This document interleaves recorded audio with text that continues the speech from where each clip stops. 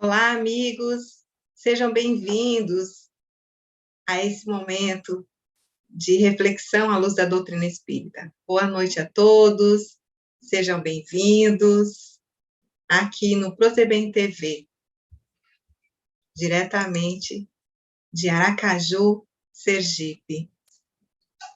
A reflexão de hoje é sobre as provas voluntárias e o verdadeiro silício das nossas vidas. E para começar a harmonizar nossa mente, nosso coração, eu vou ler, peço licença para ler uma mensagem de José Carlos de Luca, do livro Alguém Me Tocou. No momento em que desprezamos a fraternidade, plantamos muitos dos espinhos que hoje surgem em nossa vida, em forma de problemas dos mais variados. A fraternidade não é apenas um lembrete que Jesus deixou, é uma lei espiritual que rege a nossa vida, pois visa estabelecer o equilíbrio das relações humanas. Quando deixamos de ser fraternos, isto é, deixamos de tratar o próximo como nosso irmão, estamos mergulhando em zonas de desequilíbrio e os problemas que fatalmente surgirão em nossa vida funcionam como um mecanismo de alerta para que regressemos o quanto antes ao caminho da fraternidade. E neste caminho, o exercício do perdão, da tolerância e da caridade são práticas de amparo a nós mesmos. Uma mensagem bastante importante para a nossa reflexão, né, meus amigos? Para a gente perceber que nós todos temos um papel importante na criação divina. Além de sermos filhos de Deus, nós temos irmãos em Deus e precisamos cuidar uns dos outros, amar uns aos outros. O amor no sentido ágape, no sentido de respeito. Aproveitando essa mensagem linda e maravilhosa que veio até nós, vamos nos preparar para a prece, respirando fundo, nos entregando para esse momento de energia maravilhosa, para que as bênçãos divinas nos acolham nossos corações, serenando, tranquilizando, nos dando confiança para esse momento. Rogamos, Senhor Deus, Pai de amor, as bênçãos dirigidas a nós, ao nosso plano, ao nosso planeta, ao nosso mundo. E nesse momento, envolvidos por este amor, nós pedimos a presença da espiritualidade amiga, dos nossos guias e anjos guardiões, e do Mestre amado Jesus, para que possamos utilizar esse tempo, esse momento, para a nossa melhor reflexão, para trazer para nós uma visão mais ampla da vida verdadeira, da vida espiritual. E que nesse momento sejamos amparados, iluminados pela espiritualidade superior, para que possamos trazer a alegria com alegria e esperança esta mensagem. Que assim seja. Então, vamos lá. Provas voluntárias do verdadeiro silício. Esse item está lá no Evangelho segundo o Espiritismo, no capítulo 5, Bem-aventurados os aflitos. E esse capítulo 5, ele fala muito sobre as nossas dores, sobre as dores que a gente vive aqui na Terra, no plano, né, físico. E como a gente pode olhar para elas de uma forma educativa. No item 26, ele fala sobre provas voluntárias. são provas, situações escolhidas pela própria pessoa.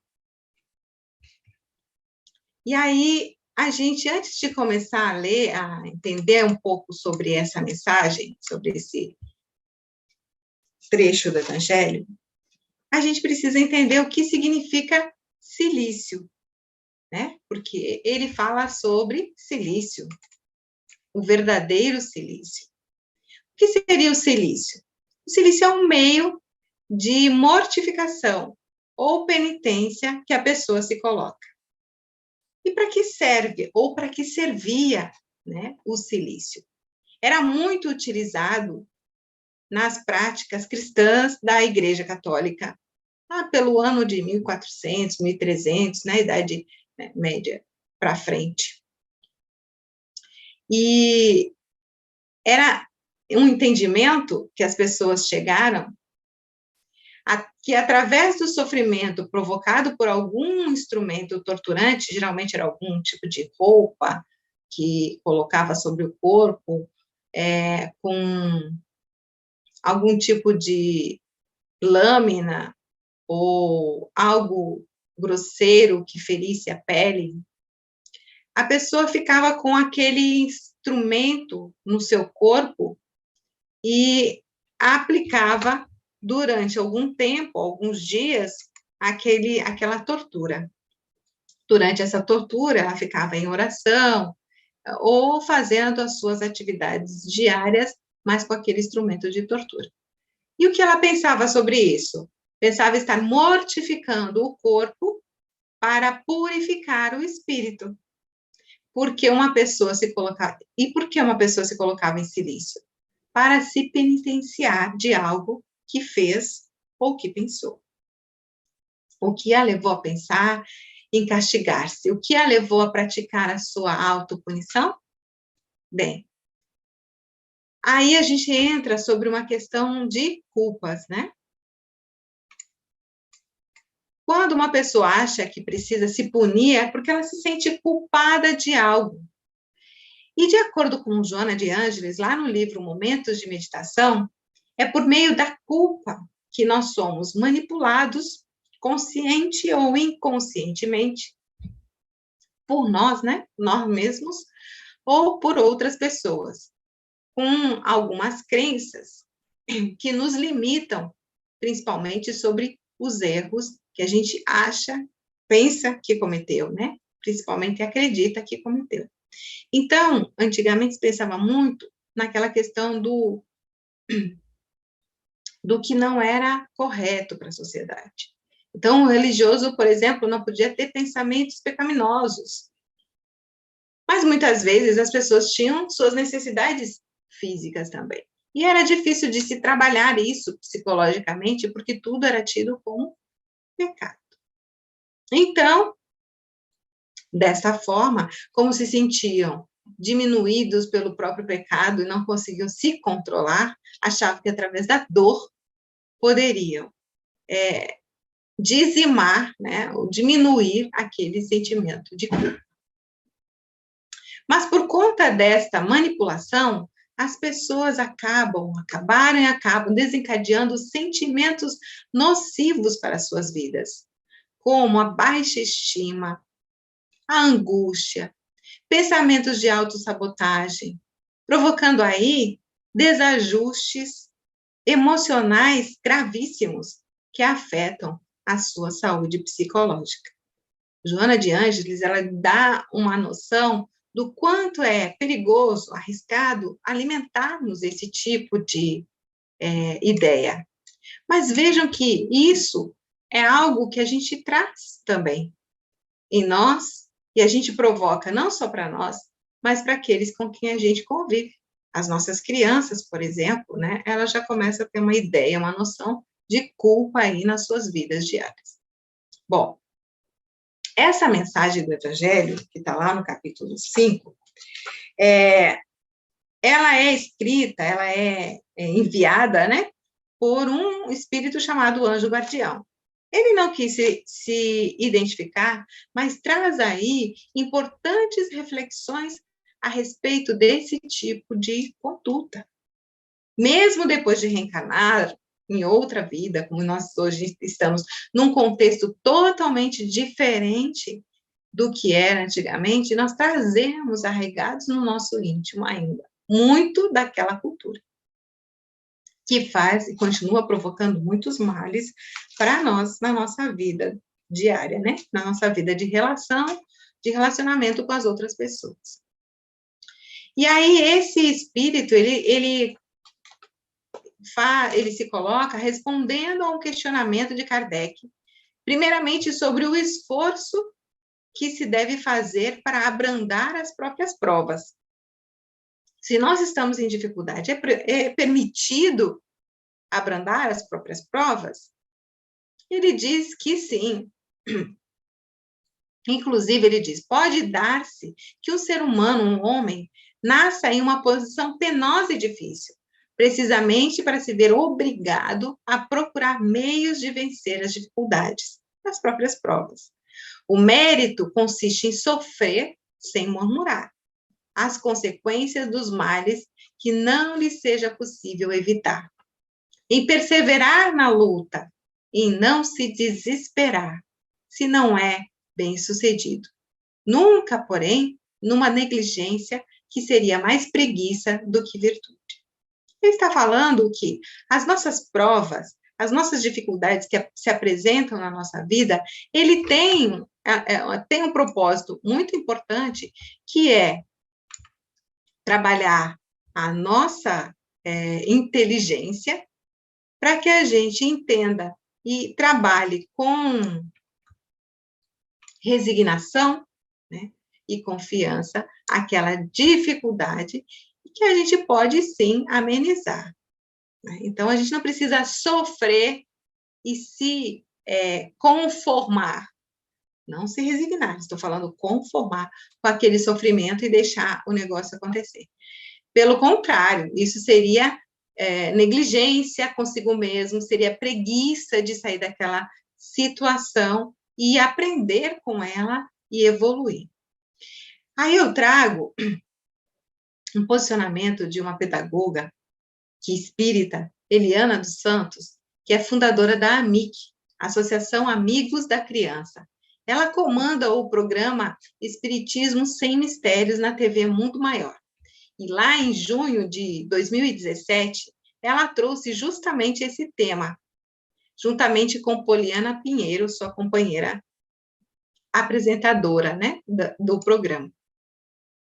O que mais chama a atenção quando ela faz aquele estudo desse trecho do Evangelho, é que ela coloca que, muitas vezes, a gente quer ser perfeito, de toda sorte, independente de ter aprendido ainda a ser perfeito. Nós não somos perfeitos, nós somos imperfeitos. Mas aí, o que acontece? A perfeição atrapalhando a nossa imperfeição. E aí nós não queremos falar sobre os nossos erros, sobre as nossas dificuldades, de quando erramos, assumir que erramos sem culpa. Então ela diz, se errei, tudo bem, eu errei, sem culpa, sigamos em frente. A prova não é um erro. É como o aluno que não gosta de prova na escola, ela diz. Inicialmente ele não gosta, acha ruim, acha difícil, acha complicado, mas quando ele amadurece, quando ele vira já quase um adulto, ele pede, inclusive, esse feedback. Ele se acostuma com essa prova, né? E ele quer esse feedback. Então, que a gente entenda que as nossas provas no nosso dia a dia é o feedback daquilo que a gente aprendeu, para entender se realmente a gente aprendeu e venceu as nossas mazelas. O contexto da maioria das pessoas está sempre instigadas nesse mundo de competitividade a competir. É a cultura da exclusão, e assim a gente vai excluindo o próximo porque a gente precisa resolver o nosso problema e deixar ele para lá. Já o cristianismo é muito diferente, ele é muito mais a inclusão, o acolhimento do próximo. Ele inclui, ele ama, ele traz para dentro, ele abraça, ama o próximo como a si mesmo. Não foi isso que Jesus nos orientou? Então, o indivíduo se vê no outro, se importa com o outro. Mas para isso ele precisa se amar, se perdoar, trabalhar essa culpa com inteligência, praticando o auto-perdão.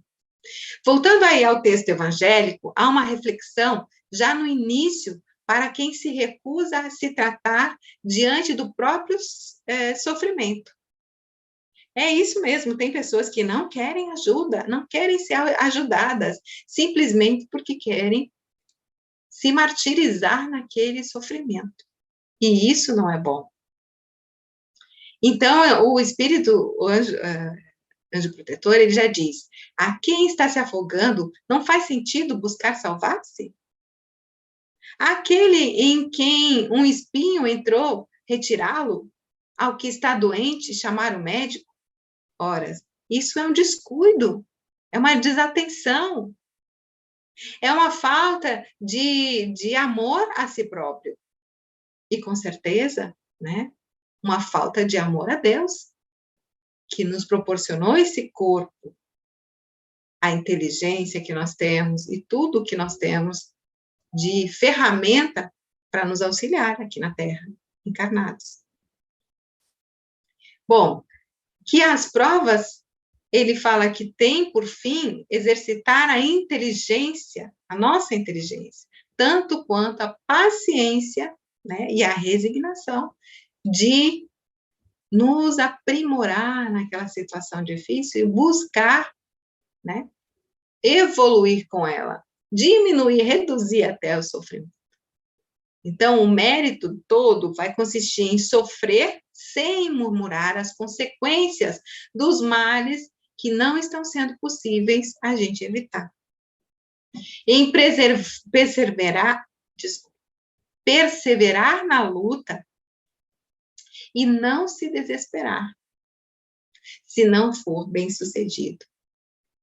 Se fosse assim, né, a gente aí, nessa questão da pandemia, a pandemia calma, aí tudo parece que vai normalizar, aí vem uma nova variante, aí a gente tenta de novo, toma mais uma dose de vacina, os cientistas, os médicos fazem campanhas procurando aí minimizar esse impacto da pandemia na vida das pessoas, para que a gente volte a se socializar novamente, e aí começa todas as ações de novo, a gente faz de novo, faz as vacinas de novo, segunda dose, aí segunda dose ainda não foi suficiente, vem a terceira dose, aí vem uma nova variante, e aí a gente tem que trabalhar com ela. Isso é persistência, resignação. Nós estamos enfrentando um problema, então vamos ter aceitação com esse problema e seguir em frente, buscando entendê-lo, compreendê-lo, trabalhar com ele. Eu não posso mais fazer como fazia antes. Então, qual é a nova possibilidade que tem, a nova situação que tem? Então, a gente vai buscando, né? Eu preciso hoje cuidar do meu irmão também, das pessoas que estão ao meu redor, né, para que a gente, todos nós, não se contamine, não provoque um mal maior entre nós. Então, hoje, a gente tem que olhar para o próximo, sim, a gente tem que ter fraternidade, como estava dizendo ali no trecho da leitura inicial, para que a gente consiga conviver com saúde, né, e uns não provocando doença nos outros. Então, isso é buscar com inteligência as soluções. E ressalta ainda que a paciência e a resignação não se tratam de preguiça e procrastinação, como muitos acham. Contentai-vos com as provas que Deus vos manda, e não lhes aumentei o volume. Já desci por vezes tão pesado, né? A gente já tem tanta coisa. Então, vamos em frente com as nossas provas e não vamos procurar provas voluntárias aonde a gente não precisa ter. Nós temos um objetivo, Deus está nos dizendo, você tem um objetivo, então siga à frente, trabalhe no seu objetivo e não fique procurando mais provas. Aceita sem queixas e com fé. Eis tudo o que de vós exige Deus. Então, a aceitação é o primeiro passo para a cura. E sair daquela zona de pensamento, né, de culpa. Se eu errei, tudo bem, peço perdão, mas vou em frente, não vou ficar me martirizando, porque a dor vai me fazer mais forte, não. Para sofrer sem murmurar, como está ali no texto evangélico,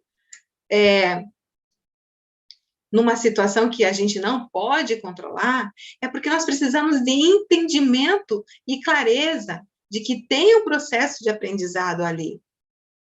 Há muitos exemplos de pessoas que, mesmo com dificuldade, seguem adiante, seguem à frente e se tornam exemplos maravilhosos para os demais.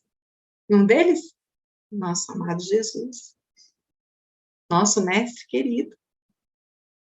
Para perseverar na luta e não se desesperar quando não se é bem-sucedido, é preciso trabalhar a nossa fé, a nossa confiança, a fé raciocinada. E principalmente a nossa autoestima, nosso amor próprio, permitindo sim errar, falhar, libertando-nos da culpa, praticando o auto-perdão, nós vamos libertar a nós mesmos e aos nossos filhos, os nossos próximos, né, mais próximos, de que nós somos obrigados a lutar e vencer sempre. Entender que, às vezes, nós precisamos, sim, sentir a nossa fragilidade, porque imbatível é Deus. Nós somos filhos dele, criaturas falíveis, factíveis. Somos frágeis, mas também temos força dentro de nós para resolver essa fragilidade e voltar com muito mais força a seguir o nosso caminho, a enfrentar a nossa batalha. Entender que, às vezes, nós precisamos dar um passo atrás e nos preparar melhor para seguir em frente e vencer esses desafios com sabedoria e segurança, claro. Bom, o texto ainda traz aqui um alerta bem importante sobre o cuidado com o nosso veículo nobre, né? Nosso veículo físico, nosso corpo. Ele diz assim: não enfraqueçais o vosso corpo com privações inúteis e macerações sem objetivo, pois que necessitais de todas as vossas forças para cumprirdes a vossa missão de trabalhar na terra. A torturar e martirizar voluntariamente o vosso corpo é contrariar a lei de Deus, que vos dá meios de os sustentar e fortalecer. Enfraquecê-lo sem necessidade é um verdadeiro suicídio. Usai, mas não abuseis de tal a lei. O abuso das melhores coisas tem a sua punição, nas inevitáveis consequências que acarreta.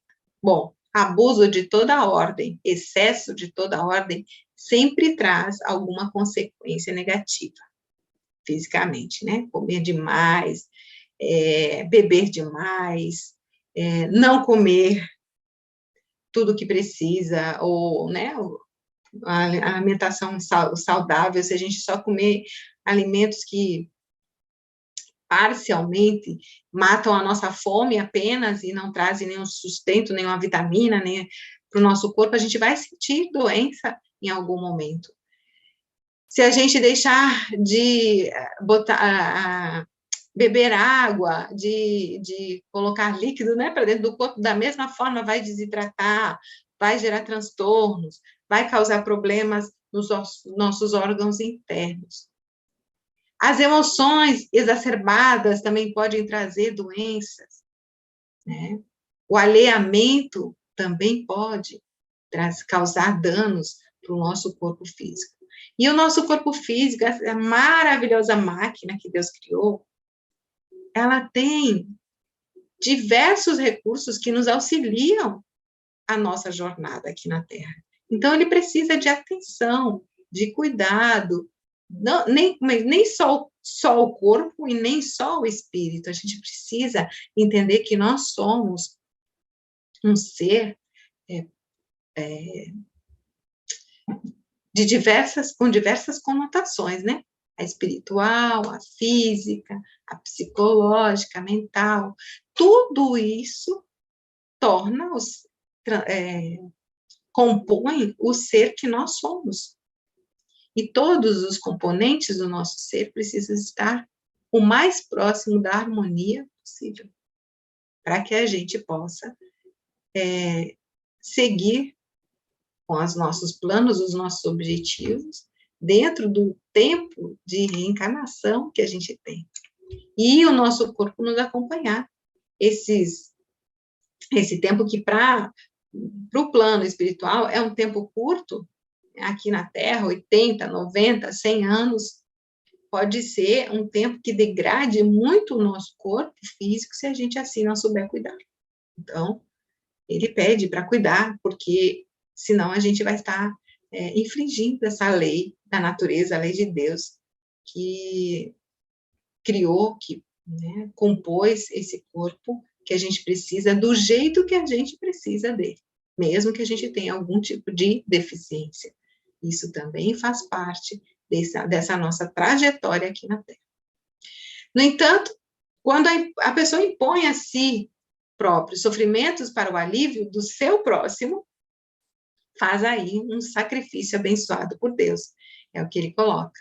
É o que seria aí o óbolo da viúva, né? Que a gente vê num outro trecho lá do Evangelho, no Evangelho de Jerusalém, na Bíblia de Jerusalém, que aquela senhora doa parte daquilo que seria o seu sustento, e assim ela faz uma ação de muito mais peso aos olhos de Deus do que uma pessoa que tem dinheiro, tem condições, e tira aí um pouquinho do seu dinheiro, um pouco do seu dinheiro para ajudar outras pessoas.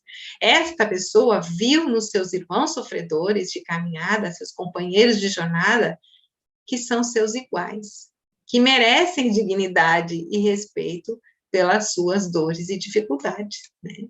E até demonstra aí, olha, eu estou com você nessa dificuldade. Tem uma história de vida real, que é muito interessante, bom trazer aqui, da mulher que criou uma filha, a filha da amiga que faleceu. Ela já tinha 3 filhos, era uma pessoa que não tinha muitos recursos, mas estava com uma amiga doente, bastante doente, e essa amiga, antes de partir, conversou com ela e pediu que ela não deixasse sua filhinha desamparada, que era a única coisa que ela tinha no mundo de valor, era a sua filha. Então, que se algo acontecesse, que sua amiga, né, ficasse com ela, cuidasse dela. E após essa senhora partir, porque ela tinha uma doença bastante complicada, né, a amiga não teve dúvidas. Ela procurou um juiz, pediu a guarda da menina e ficou com a menina. E ela se tornou seu 4º filho, de coração. E aí eu pergunto, será que nós teríamos a moral semelhante dessa mulher que deixa um pouco dos seus recursos para dividir com mais um filho? Esse esforço que essa senhora praticou com tanto amor e louvor, independente da sua condição socioeconômica, né, sociofinanceira, ela é louvável, é um louvável exemplo para nos fazer refletir o verdadeiro silício. Esse sim é o verdadeiro silício. Quando a gente deixa algo da gente, né, para poder ajudar o outro, para poder amparar o outro.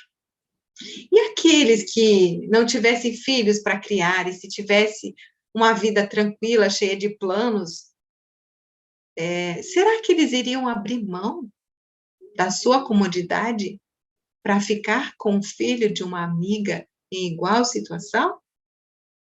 Se assim o fizesse, com certeza esse seria o verdadeiro silício, né? Deixar do seu conforto, né, dos seus planos totais e modificá-los em favor de alguém que precise deles, principalmente de alguém que talvez seja bem indefeso, né, ainda frágil naquele momento. Por fim, o texto evangélico nos convida ao trabalho íntimo, em primeiro lugar, construir o amor dentro da gente, se livrar das culpas, nos dar oportunidade, se perdoar. Diante dos nossos erros e das dificuldades, fazer aquilo que Joana de Ângeles sugere no seu livro, a soma das suas ações positivas quitará o débito moral que contraíste perante Deus.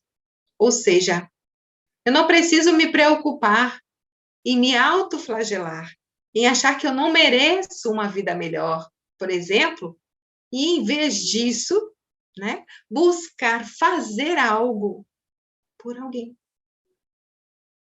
As novas ações, segundo Joana, vão resultar aí em questões positivas e os pensamentos serão enobrecidos e renovados. Então, em primeiro lugar, é preciso que nós nos perdoemos. O auto-perdão ilumina a consciência, nos predispõe a reparar aquilo que precisa ser reparado, a fim de a gente realizar o bem àqueles que nos fizeram mal, por exemplo, a praticarmos a bondade compensando o mal que nós praticamos. E assim, eu trago aí uma informação tão importante, que é a obra de Paulo de Tarso. Ele disse a Jesus: o que queres de mim, depois que ele encontrou com Jesus? E ele trabalhou sem culpa em favor do cristianismo. Porque se ele tivesse sentido culpa, ele não teria feito 1/3 do que fez. Ele teria travado. Ele não teria divulgado o espiritismo. E olhe o que foi Saulo para o cristianismo. Terror que foi Saulo para o cristianismo. E o amor que Paulo colocou no cristianismo. E que bom que ele teve essa condição de poder fazer isso numa só encarnação. Porque muitos espíritos, muitos de nós, estamos aí buscando resgatar a quantas e quantas jornadas. E ele já cresceu tanto naquela própria. É claro que ele deve ter reencarnado em outras, deve ter tido outras missões para complementar as suas provas, né? Seu feedback, mas com certeza naquela ele aproveitou assim 110%. Então, se nós estamos prontos para o auxílio fraterno, nós não precisamos fugir da nossa realidade, se escondendo atrás dos nossos silícios. Nós podemos enxergar o mundo que vivemos como uma oportunidade, tendo coragem nas provações que nos surgem. Quando em nossas vidas deixarmos um pouco de nos ocupar com as nossas vidas, as nossas mazelas e afazeres, e utilizarmos algum tempo para ajudar alguém ou fazer alguma atividade que auxilie outras pessoas, praticamos aí o verdadeiro silício.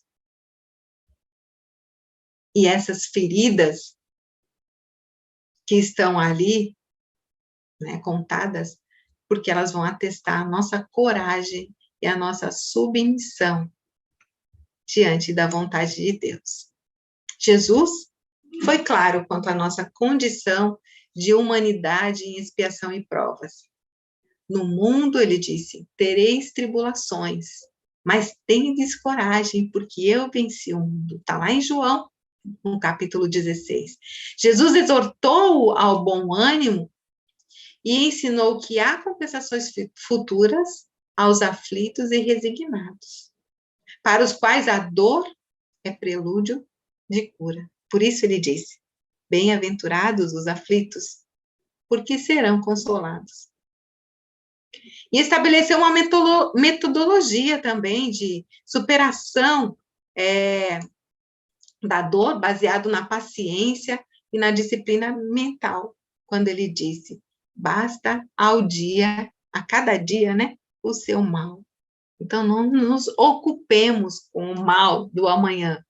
Nós temos muito o que fazer hoje ainda, né, enquanto a gente ainda está em obra aqui na Terra. Estamos aqui em obras, né? Na Terra. Ainda, Jesus oferece um amparo incomparável a partir da vivência do seu próprio evangelho, quando ele diz: vinde a mim, todos os que estáis cansados, sob o peso do vosso fardo, que eu vos darei descanso.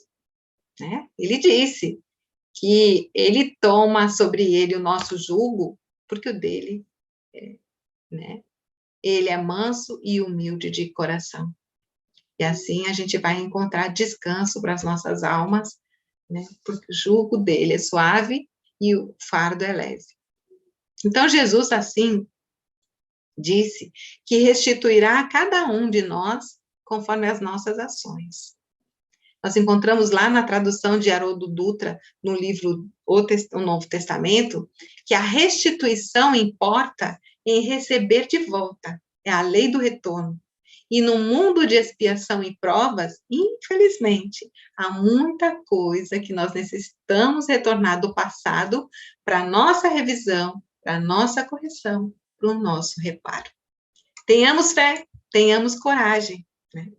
Para encerrar, eu trago aqui a proposta de Eliana, né, que a gente trouxe lá no início da nossa fala, que ela faz uma proposta em trocar o silício com C pelo silício com S. O que é o silício com S? É aquele elemento químico, é esse mesmo, que não é metálico, como tem lá no dicionário, é um elemento químico não metálico, se caracteriza por ser cinza e duro, encontrado com facilidade na natureza, e de grande utilização na fabricação do quê? Do aço, muito resistente. Então, que nós tenhamos esse, né, aço de fortalecimento do nosso ser, né, dentro do amor do cristianismo. E nós possamos utilizar todas as ferramentas do Evangelho de Jesus para transformar esta força em amor. Muito obrigada. Que a paz e o amor de Jesus esteja presente conosco e nós possamos seguir em frente, cada vez mais confiantes. Que assim seja.